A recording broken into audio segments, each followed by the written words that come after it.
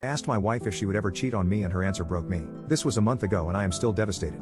My whole world has been turned upside down and I don't know what to do with myself. I'm a 40-year-old male married to Stella, the woman of my dreams and the person I adore most in my life. That was until a month ago, of course. Now I don't even know how I feel about her. Hatred. Maybe angry even. It all began when Stella and I went on a romantic getaway trip.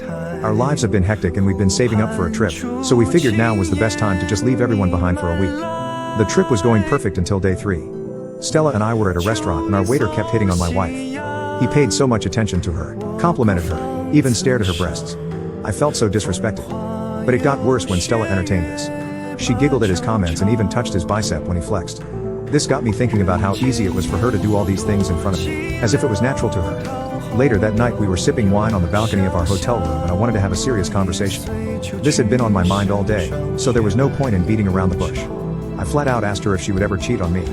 At first she just laughed, but when she saw how serious I was, her whole mood changed. She went to sit down on the bed and told me there was something she's been hiding from me for years. I wondered why she was willing to tell me now if she's kept it hidden for a long time. She said the guilt was eating at her every single day, and with me asking her this, there was no way she could live with herself if she didn't come clean.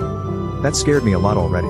I could tell where this was going, given the topic at hand. She had cheated on me, simple as that. Except when she started telling me the whole story. I knew there was no way I could have imagined Stella, the love of my life, my wife, to ever be capable of this. She's simply not human after this. Not even my new therapist has helped me wrap my head around this. Basically, when I was working late one night, she was feeling very lonely, so she called up my best friend to keep her company. It started out so innocent. They were just watching a movie and drinking, but things started to intensify with all the alcohol they were drinking. One thing led to another and they slept together on our bed. Funny enough, I remember that night because I don't stay late at the office very often. I remember thinking that I couldn't wait to go home to my wife and cuddle with her after a very taxing day.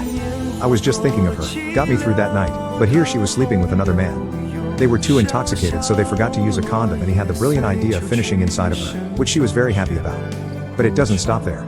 You'd think her sleeping with my best friend would be my breaking point, but she just kept going. That month, her period never came so she took a pregnancy test only for it to come back positive. She knew it wasn't my baby since we hadn't slept together, so she called my best friend to figure out what to do.